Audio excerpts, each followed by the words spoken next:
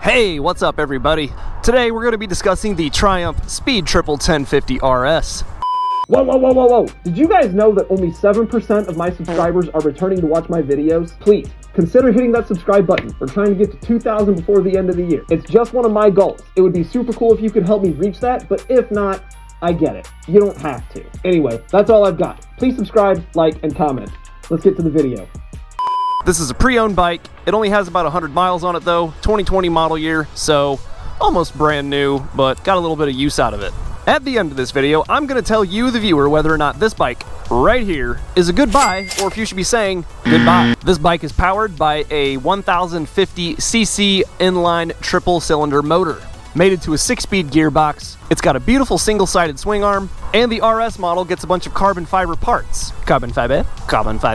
The RS model is also equipped with Öhlins suspension from the factory in both the front and the rear, and it's fully adjustable. So this motorcycle suspension can be tuned to fit your specific rider dimensions. It makes just under 150 horsepower at 148 or 110 kilowatts, 86 face melting foot-pounds of torque or 116 Newton meters. It is wet and ready to ride at only 423 pounds or 191 kilograms, which is almost as heavy as your mom, but not quite. And the seat height comes in at around 32.5 inches or 833 millimeters. I've got a couple things to talk about with the bike during the test ride, so let's go ahead and just get right into that. And welcome to the test ride. Today I'll be coming at you from this little camera right here. So hello from the corner of the screen.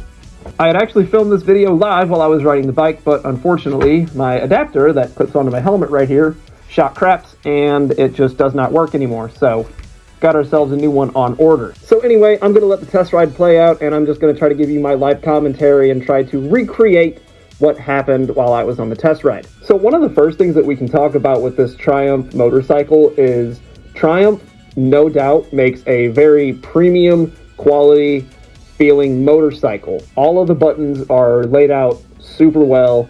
Everything feels so dialed in, and it just feels tight, as is the case with most European manufactured motorcycles. I really appreciated the Öhlins front and rear suspension on this motorcycle. I think it's top tier. It felt incredible whenever I was taking it through the roundabouts. I really wish I had audio of the actual ride because you're missing out on the wonderful sound of that triple cylinder motor from Triumph.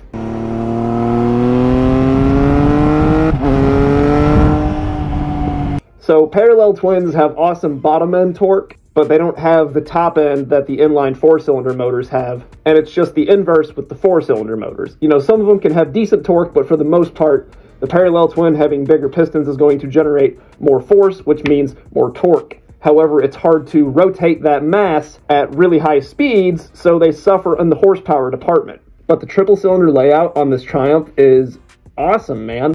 Nothing can really replace the growl that you get from a cross-plane inline 4 like I have on the MT10, or the rumble that you get from a V-twin or parallel twin with a cross-plane crank.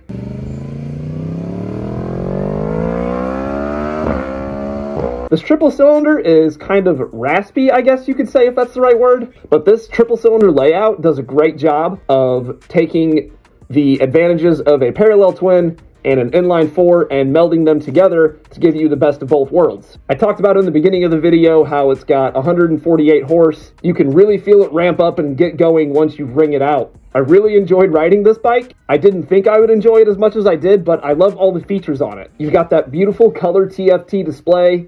You've got a full suite of electronics within that display. I think it's got adjustments like traction control. It's got like 5 different throttle modes, so you can really dial it in for what you're doing on any given day. It's got keyless entry, which I can really appreciate. You can just keep the key fob on you at all times, never have an ignition cylinder to worry about anyone coming up and punching that out trying to steal it. The adjustable suspension from Öhlins means that you can dial in this bike to be favorable for your specific rider dimensions. And you know me, I love cruise control. If you watch my other videos, you definitely know that. I think it's so nice that every once in a while you get to kind of stretch out your throttle hand and you get to kind of take a break and sit back and enjoy the ride. It's just a small feature, but it really enhances your riding experience and makes your motorcycle better, in my opinion. Let me know what you guys think in the comments. Maybe you don't have the same train of thought as me. The looks of this bike are pretty polarizing. I don't know that everyone likes the looks. The front end kind of does look like a bug of sorts. I always think praying mantis. because of the two big lights on the front, but some guys like the aesthetic differences. You know, it doesn't look like everything else that you see out on the road today. It's a beautiful piece of machinery if you kind of just take a step back and look at the overall design flow of the bike. It all fits very well. I think this bike does a great job of knowing exactly what it's supposed to be, and that is a high-performance naked street fighter. So in this portion of the video, I do a 0 to 60 test, so I'll let you watch that, and I will return shortly after.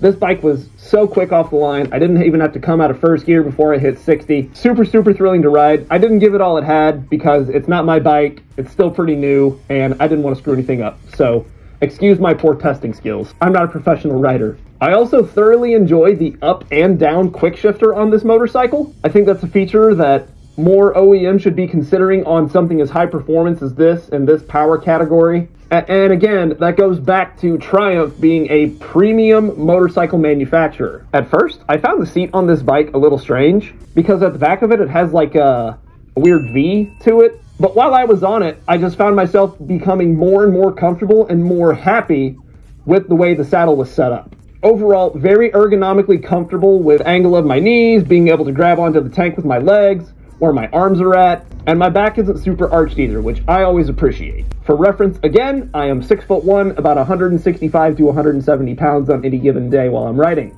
And right here, I'm talking about if the bike wheelies or not, and let me tell you, the bike does wheelie. I just don't have the skills to get it to do it and know how to turn all the traction control and stuff off. It was more of a raw impressions video, and that's what I was going for, and I'm super bummed that I lost all my audio and had to do it this way. And if you like this style of video, where it's like kind of a more one-on-one thing, I think eventually I'd like to get a camera on my bars so that it faces me, and you guys get two different POVs. Okay, so anyway, here's me talking about the bike, my final thoughts on it, and what I think the official verdict is on this motorcycle. If you want a motorcycle in the leader bike class from a big name manufacturer that you're not going to see a whole lot of, is jam-packed with features, is pretty damn comfortable, really fun to look at, and hangs in with the competition and in some aspects even outperforms it, then I think this is a good buy for you. If you're looking for something that is a little bit more affordable and maybe a little bit larger of a dealer network, then I think you'd be better off going with something from one of the Japanese OEMs like an MT-10, a Z900, a CB1000R, or a Gixxus 1000.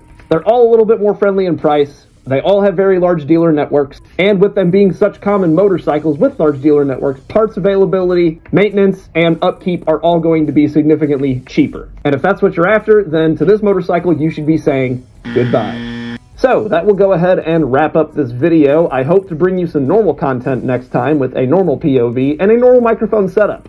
Now, let's outro. Hey, welcome to the end of the video. Thank you so much for making it this far and watching until the end. Before we conclude, I would like to say that if you enjoyed this content and you feel like you learned something, or you just had an entertaining time while you were here, please consider hitting that subscribe button, leaving me a like on this video. I hope you enjoyed watching this video. I will catch you in the next one. Until then, please have a great day and ride safe.